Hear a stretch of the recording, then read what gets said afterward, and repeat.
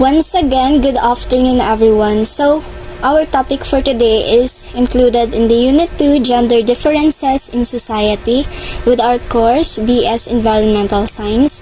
So, they are my co-members, Perez Melody V, Quijano Dani V, Robbie Roberto Jr., and Pasaba Matthew. Last, Grace Lago, which is me. Grace, okay na? So our topic for today is all about gender and effects to society, which is in the course subject GEC 11 Gender and Society with our instructor, Ma'am Angelica C. Candelaria. So this is our lesson objectives for this topic. By the end of the lesson, students will be able to, number 1, explain how gender influences different aspects of society. Number 2, identify the effects of gender roles on people's behavior and opportunities. And last, promote awareness and respect for gender equality in daily life. Before we start with our discussion, so from the moment we've born, society already has expectations for us on how we should dress, talk, or even act, and what kind of job that we should have. So that's how gender quietly shapes our lives every day. So our goal today is to understand how gender differences affect our behavior, opportunities, and even the way we see ourselves and others. So to make this discussion more fun and interactive, let's begin with a short activity, which is, the activity title is Decode the Gender Terms. So for our activity that we present today, I will show you a list of scrambled words and your task is to unscramble or decode them. So each word is related to how gender affects people and society. So here are the words you will work on.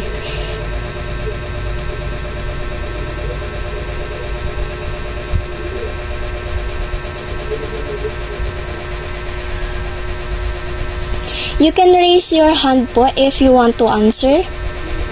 This is the first unscrambled word.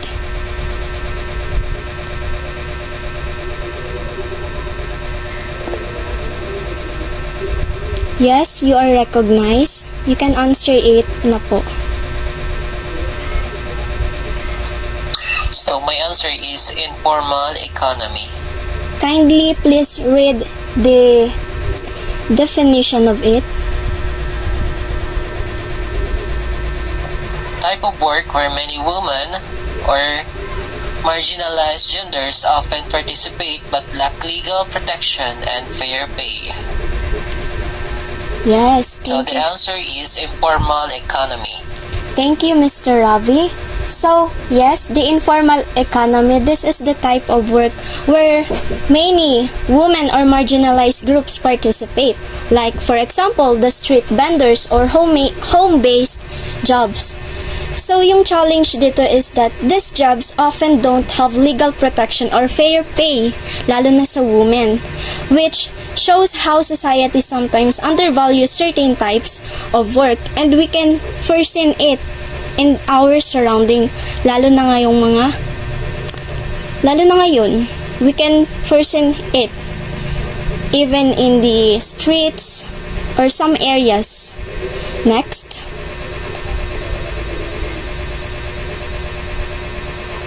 Anyone who can answer this?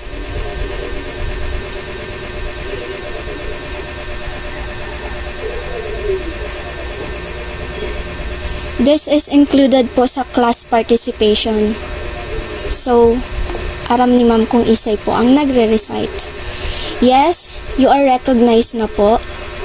Kindly please read.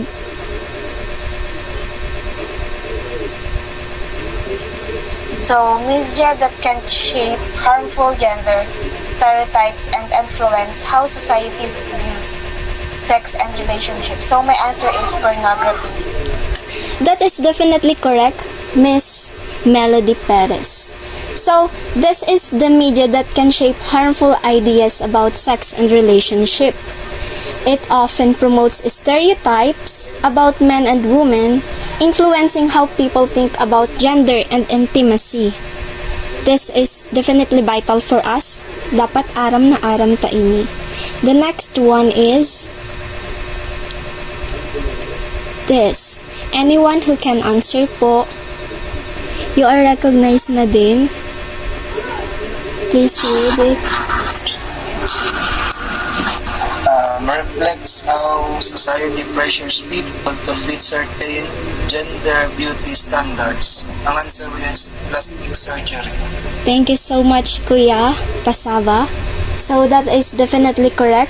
So, within this year and in this era, many feel the need to change their appearance to look acceptable or attractive based on media and cultural expectations.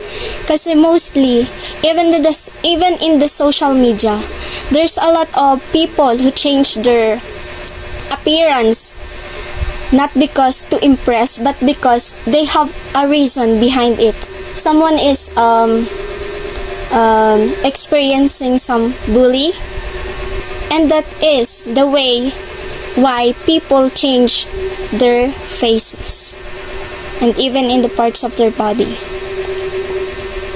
Next. Yes, you are recognized na po.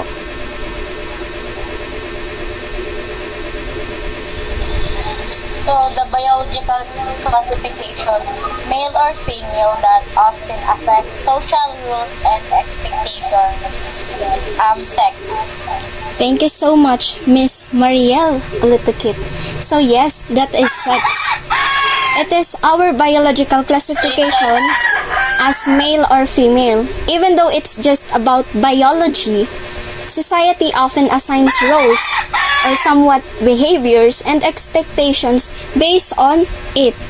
Okay, next. Anyone?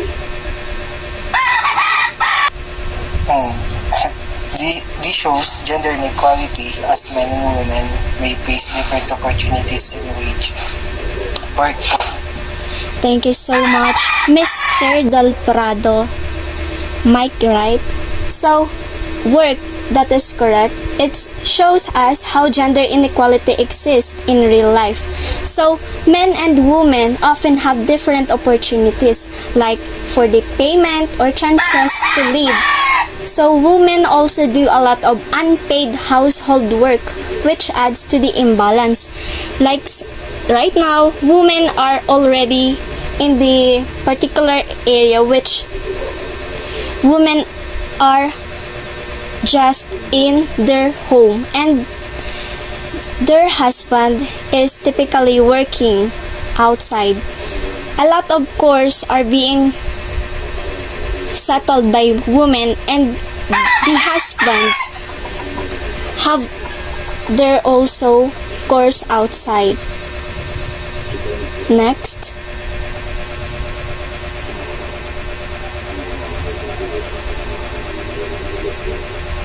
Last, anyone can read and please answer it.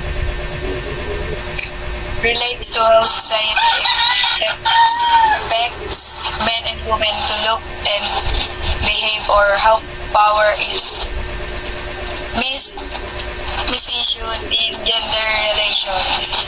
Grooming. Yes, that is definitely correct also, Miss Dani B. Quijano. So, finally, this isn't just about looking nice. It also reflects societal expectations of how men and women should behave or appear. Sometimes, it even connects to power. Kapag maganda ang appearance mo sa kanila or maganda yung fit mo, someone can impersonate you as a rich one, or you have the power, like who gets attention or respect in society. So, great job everyone. Thank you for participating in our little activity. So as we can see, all those terms show how gender can influence our daily lives, in our work, and in the media, and even in how we see ourselves. So, now, let's proceed to our discussion.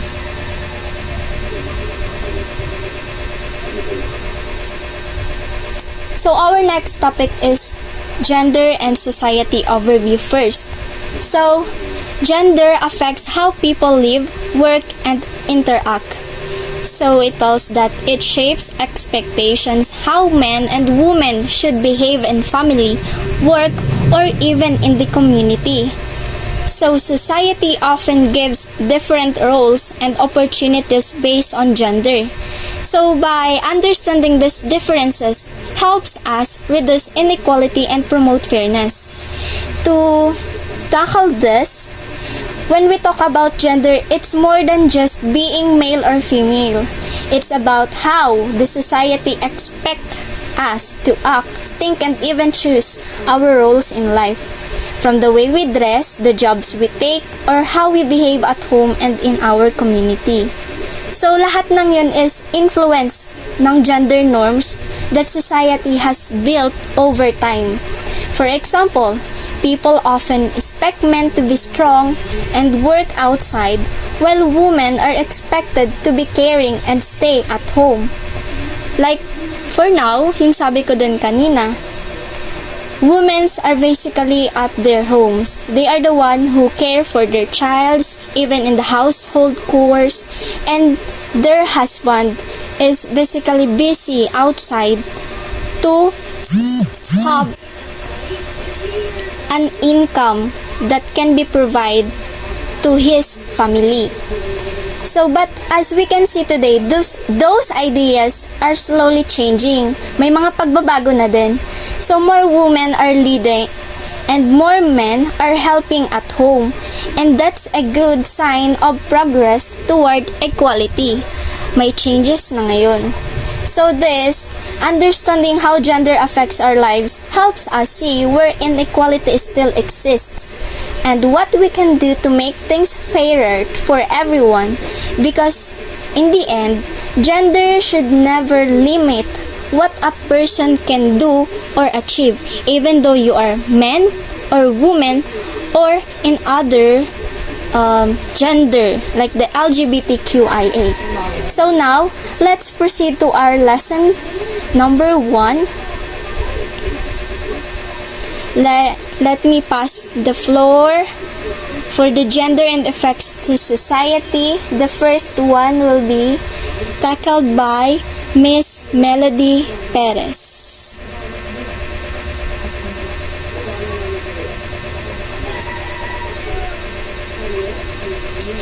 But wait.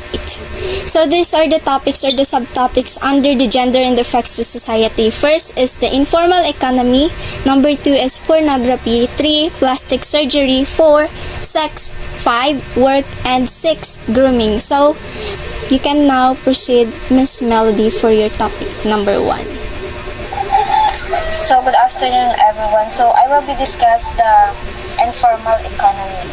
So the informal economy includes unregulated and low-paid jobs, often done by women due to limited access to education and formal work. So many women work in the informal economy such as street vending, domestic work, or small trading. Women have fewer opportunities for formal employment and education. And despite challenges, women in the sector show resilience and strength. So the informal economy is tumutukoy lang siya sa mga gawaing pangkabuhayan o trabaho na hindi mismo rehistrado or hindi saklo ng mga batas, like ganun. So, at siya na pamahalaan. So, kabilang dito ang mga hanap buhay na walang kontrata or hindi nagbabayad ng buwis. So, hindi nagbabayad ng buwis or walang mga benepisyo tulad ng SSS or PhilHealth. So, the informal economy, the example of informal economy is yung mga tendero sa kalye, like ganun, mga vendor, street vendor, and the tricycle driver, labandera, o mga nagtitinda sa palengke na walang rehistradong negosyo. So, diyan ipinapakita na yung informal economy is para lang sa mga hindi nakapagtapos ng pag-aaral or walang maayos na trabaho, kaya mas pinili na lang nila na magtinda or mag-tricycle driver na lang para magkaroon sila ng hanap buhay. So, next please.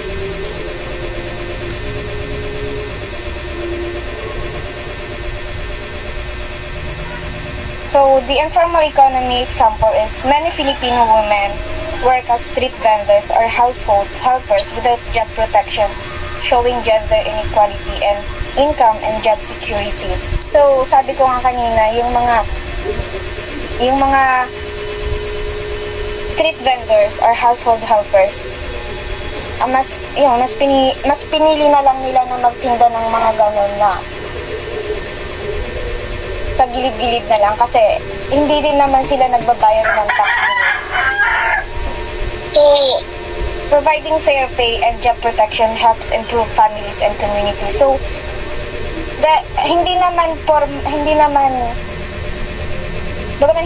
formal, malaki na itutulong ng mga informal economy sa kabuhayan ng maraming tao dahil nagbibigay din ito ng kita o trabaho, lalo sa mga walang pagkakataong makapasok sa formal na sector na hindi sila makapasok sa magandang trabaho. So, mas pinili na lang nila na magtinda na lang sa gilid or mas pinili na lang nila magtinda na street vendors na lang yung pinili nila. So, that's all. Thank you.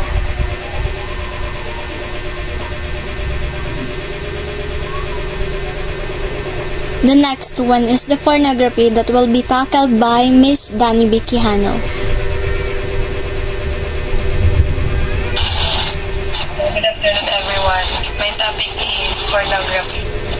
Often portrays gender inequality, influencing how people understand sex, consent, and relationship.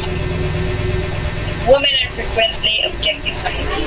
Example yan is pagtrato sa mga kababaihan na belong sa LGBT na tigalit tulad sila sa ibang bagay. Sa halip na tao, kadalasan sa pagkilitan sa isang itura na nababaliwala sa personalidad is sa kadamdamin. Like, urumang sila pag may tao silang natatadsaran. Next, influence based on consent of relationship. Pag-educate sa mga kabataan tungkol sa sexual consent para ma-develop ang set ng healthy relationship and parent sexual create false ideas of what is normal in intimacy. Unrealistic expectations about physical appearance, behavior, and performance. Objectification and the objectification of individuals. Distorted views on consent, boundaries, and communication. Maaari yung mag-apekto sa ilang sarili sa relasyon. And grace naman. Next. Open talks on respect, consent, and healthy sexuality help correct these beliefs. Open conversations about respect, consent, and healthy sexuality helps correct harmful beliefs by promoting knowledge, healthy attitude, and respectful behaviors. Example is magkaiba ng school program. Natutukdan sila sex education that emphasizes consent, healthy relationship, saka safe sex practices. Next example is workshop. Mag-organize ni workshop or online session na kung saan ang kada saro ma-share kan sa ilang boundaries, communication, and healthy intimacy. Third example is online resources. Pag-ibo ang mga groups sa social media na kung saan pwedeng mag-share ka dito sa indang mga naging experience, mga kahabutan saka mga makakwasin ng suporta sa mga taong may dahil sa inda na kaintindihan. Next slide.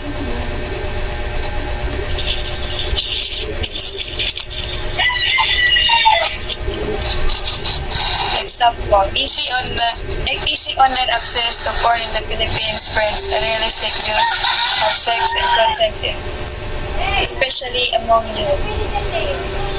Diyan man itong mga kabataan na may sex education na na-upload sa social media, kaya may mga nagkakaibang viral. Solutions, sex education.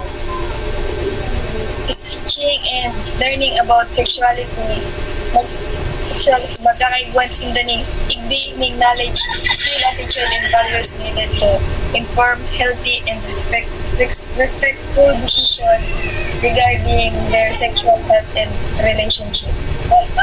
Parental guidance.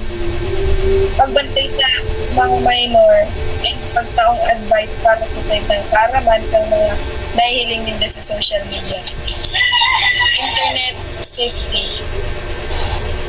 May two example kang internet safety. Bukod na age appropriate access. Para po yan sa mga minor na dahil na dapat para sa mga minor na dapat nila ma-access na website. Next is consent legality.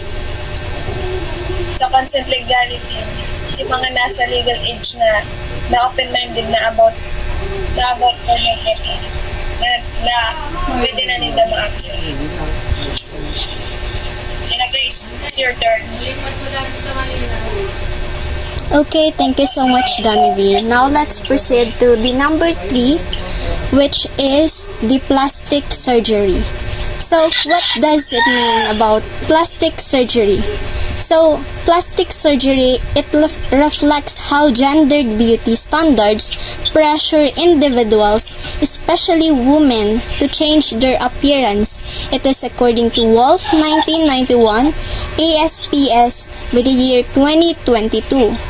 So it included here that beauty standards are shaped by gender expectations. The next one is that women face pressure to meet media ideals, and men face pressure to appear strong or youthful, and most cosmetic procedures are performed by women according to ASPS 2022. So, this plastic surgery, it does reflects how society's beauty standards can pressure people. So sabi nga dito, it is especially to women to change their appearance. Pero bakit nga ba? Why does almost women are the one who change their appearance, not exactly the men? So bakit nga ba? Because many are influenced by what the media shows as beautiful, especially sa Facebook, sa X, and even in the Instagram. So every day we see pictures of flawless skin, sharp noses, and perfect bodies, and this creates pressure to look that way too. Pero yung beauty kasi, it should never be a competition because true confidence comes from self-acceptance and not from trying to look like someone else. Kasi ano naman kung maganda ka? Ano naman kung perfect yung katawan mo? Ano naman kung flawless ka? If yung attitude and yung brain is wala ka. So, let us set our standards that women should be not too beautiful and not too intelligent. We should be balance it all. Because true confidence comes from self-acceptance nga. So, hindi mo naman ma-feel na maganda ka kapag ikaw mismo yung nagda-down sa sarili mo. So, even men experience this. They're often expected to look strong or muscular. And that also comes from gender expectations. So, here in the Philippines, it's common to see women getting nose lifts or skin whitening treatments. For example, si Sanya Lopez. Kahit maganda na siya, in-enhance niya pa din yung ilong niya. So, ano yung impact? Ano yung kinalabasan? 'Di ba? As you can see in the social media, her appearance is not equally balanced. Yung nose niya is hindi perfect yung pakagawa. It's just like, nagsayang ka lang ng pera para ayusin mo yung mukha mo. But, for us, okay lang naman yan. Kasi, it's their money, their body, their rule. So, plastic surgery is not just about the beauty. It's also about how gender expectation can make people feel like they need to change to be accepted. So, I have a question. Why do you think many people, especially women, feel pressured to change their looks to fit society's standard? Anyone who can answer? Bakit nga ba? Yes, you can answer, Mr. Roberto. For me, kasi parang, para sa akin is, para ma-impress nila yung, ganito sa babae, di ba? Ginagawa nila yung pag-plastic surgery para maka-attract sila, like, ganon, or, para maiwasan silang mapuli, like, ganito, ang pangit mo, ganyan. Then, kung magpaparito or magpa-plastic surgery sila is, mag-aayos yung looks nila, and then, maka-impress sindaning, like, again, sa mga lalaki, diba?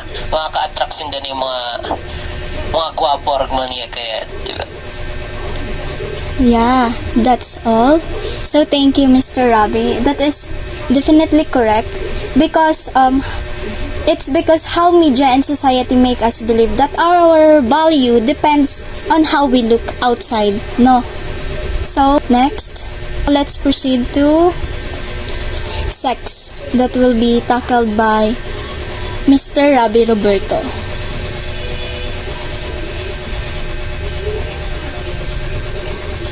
So to continue the discussion, so our next topic is sex.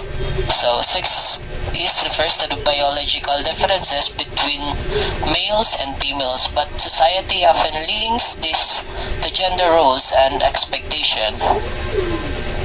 So society attach expectation to these differences, influencing behavior and expectation. So, in sex, so we have differences. So, like in male, we have the X and Y chromosomes. So, men are higher testosterone levels and male reproductive organs like penis and testes. So, in male, madami tayong pinagkakaiba. Then sa female naman is typically characterized by X and X chromosomes. So they are higher estrogen levels and female reproductive organ like vagina and ovaries. So historically, men had more sexual freedom while women faced stricter moral standards. Today, discussion on equality, consent, and respect promote a fairer view of sexuality. So, ngunyan, ang naman is about sa equality. So, madami tayong pinagkaiba, di ba? Sa lalaki, halos lahat naman yata kaya nating gawin. Hindi lang gaya ng pag-makeup, ilang hindi natin kayang gawin, di ba? Sa mga babae naman, madami rin naman silang kayang gawin na kaya rin gawin ng lalaki. And sa babae, di ba? Most likely may mga babae na ganto, ganyan. Ang gusto nila is nandun lang sila sa mga trabaho magagaan So, ang lalaki naman, di ba, pinagkaiba. Ang lalaki is always nasa mabibigat na trabaho. So, next slide, please.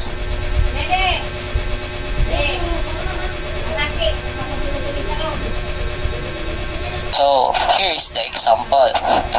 The Social Equality Bill in the Philippines fights discrimination against LGBTQ plus people, showing the link between sex, rights, and equality. Just like sa example ko kanina, so, na-elaborate naman ata ng maayos, then, dito lang nagtatapos yung aking topic. Thank you so much, Robbie. Now let's proceed to our fourth discussion, or the fifth rather discussion about work. So work highlights gender inequality, as women often earn less and hold fewer leadership positions. This is according to UN Women 2021 World Economic Forum by the year 2023. It tells that workplace inequality persists. Women often earn less and hold fewer leadership roles, and women do most unpaid household work, increasing gender imbalance. And equal work opportunities for men and women strengthen families and the economy. So the gender equality here in work benefits everyone, not just women.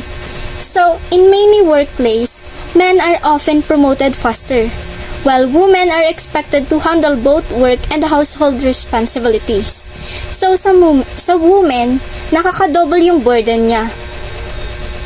The time, energy, and opportunities to grow in their careers is definitely burden. Kasi dapat, ano naman kung babae ka, even though babae ka, dapat balance din naman yung nakukuha mo sa workplace. So, but here's something important. So, yung gender equality in work, sinabi ko na nga na it benefits everyone, not just women. So when men and women are treated fairly and given equal chances, it makes families stronger and the economy more successful. Dapat kung tataas yung sa lalaki, yung workplace niya, yung rank niya is promoted, dapat yung sa babae is ma-promote din, hindi yung nasa laylayan lang. Kasi paano natin masasabi yung equality? Eka nga, kung sa workplace, hindi siya na-implement. So that's why it's important to give equal pay for equal work, to support women in leadership, and to break the idea that some jobs are only for men or only for women. So here, what do you think schools or workplaces can do to promote gender equality? Ano ba yung dapat na magawa ng schools or workplace para ma-promote yung gender equality? Anyone who can answer? You can raise your hand. Okay, if no one can answer. So, yung dapat kasi na ma-promote, para ma-promote yung gender equality, the schools or workplace can promote some fairness that start with simple things. Those are the equal opportunities, respect, and recognizing everyone's effort no matter their gender. But let me tell you this, that respect only begets respect. Hindi yung i-respect mo lang basta-basta yung iba.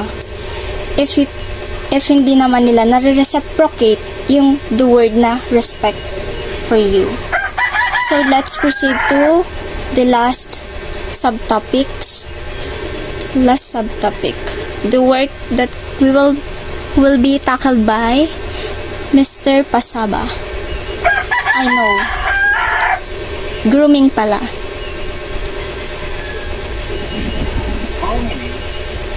Grooming is linked to social expectation about appearance and hygiene that differ for men. So, hindi sa grooming, expectation ng society about sa appearance ng lalaki sa pang babae. So, kung ang pag-uulayan pa is the traditional gender roles, ang society tiglilink ninda sa grooming to gender expectation is ang babae dapat neat and well style appearance. Pag lalaki man, dapat lean and strong appearance. So, sa example dyan, ibunta siyang sa real life example, nakagtoyo na babasehan ta si traditional gender roles about grooming na dapat ang babae nag-aayos kang sa diri, nagpapagayong, nag-aayos ang buhok para pag sinda nagduman sa society, ang magiging expectation kasi sa inda dapat attractive inda and look professional.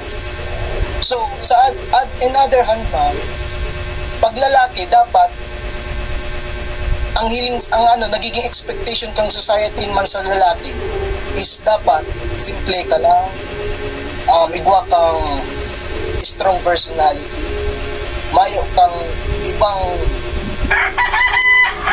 nakalagay sa mga kung ano-ano sa buhok, sa tenga, na hindi kagaya ng babae. Kasi yun ang nagiging expectation ng society sa lalaki sa babae. Kasi sa traditional gender roles. Ano po? So, unya, yung expectation na niyo, nalilimitahan si tao, si babae or lalaki, na ma-express si sadiri ninda base duman sa traditional roles. Pero sa panahon-tahon niya, maririsan ang banin doon, nangunyan, ang babae, nagsusukot na ng simple lang, nagiging nakakaigwa ng sila suklot na lang. Minsan may igwa ng babae din na nagme-make up. Then sa lalaki man, may nahihiling na kita ngunyan na nagsusuklot na ng hikaw, nagagamit na ng skincare, mga beauty product. So, tungilin ang grooming niyan, nagiging na siyang equal, dahil na siya nagiging unfair. Pero kung tagto yun, pag nahiling ka tagto sa society na ikapaglalaki ka, nagpulbo ka, nagiging ibang hiling sa iyong kang tao, then nabubuli ka, nabubuli si tao, then dahil duman, nawawara si confidence ng tao. So dahil duman, nagsusunod sila tagto sa traditional na gender. Tapos sa expectation ng society na dapat ang ibang babae pag nahiling sa society is dapat attractive. Pag lalaki, simple. So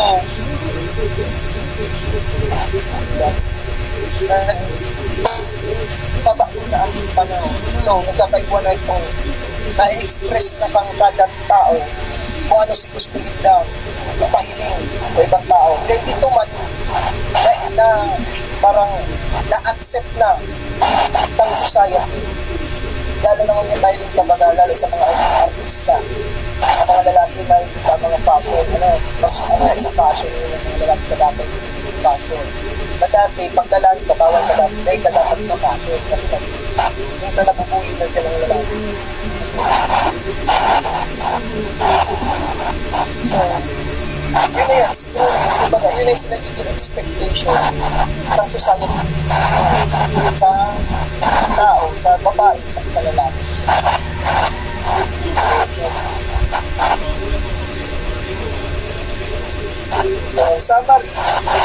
Summary, gender affairs are part of society.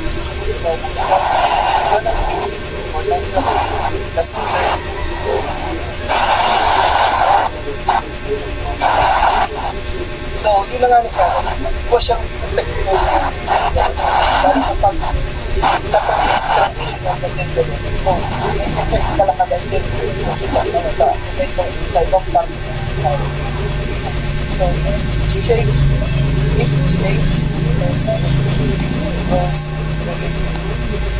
kaya nag-aabot ka dyan yun na itong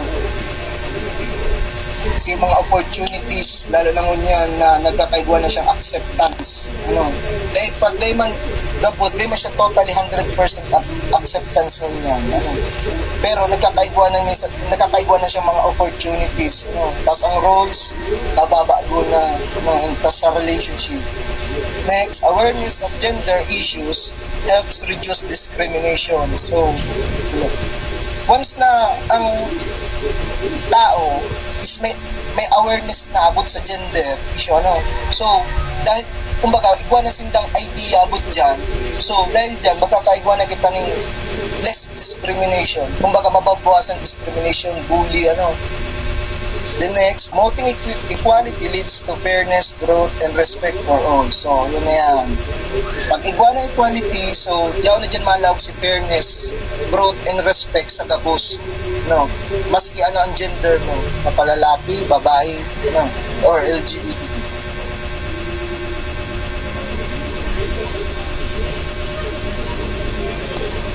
Okay, next. Last but not the least, our conclusion. So gender differences will always exist, but inequality should not. So it tells that people are different, but no one should be treated unfairly because of their gender. So when society values all genders equally, everyone benefits, and that is correct because fair treatment for all genders makes life better for everyone. So respect, acceptance, and awareness are key to creating a fair community. So treating everyone kindly, understanding differences, and learning about unfairness helps build a fair society. The last one, our last question is, how do gender roles affect the choices you make in your daily life, such as school, work, or personal habits? Anyone who can answer to end our discussion, kindly please answer this question carefully. You can raise your hand po. No one? Okay. So, and our report na pala. I want to leave this thought na gender differences will always exist, but inequality should not. So, each gender has its own strengths and society should value all of them equally. When we treat everyone with respect and fairness, we create a community that's more peaceful, balanced, and just. So, yung gender roles natin, it really does affect the choices of our daily lives, such as in our school, work, or personal habits. So, in the quote here, according to Michael Kimmel 2012, gender equality is not a woman's issue, it's a human issue. And yes, that is definitely correct because that quote simply means that gender equality isn't just about helping women. It's about making life fair for everyone. It's saying that when men and women and all genders have equal opportunities and are treated fairly, the whole society benefits. So it's not just a woman problem to solve. No, it's everyone's responsibility to create a world where no one is held back because of their gender. So as students, as future professionals, and as members of society, let's practice po ang equality in the small things we do every day, in how we talk, how we think, and how we treat others. So this is the last slide. So thank you everyone for sharing your thoughts. That concludes our lesson for today.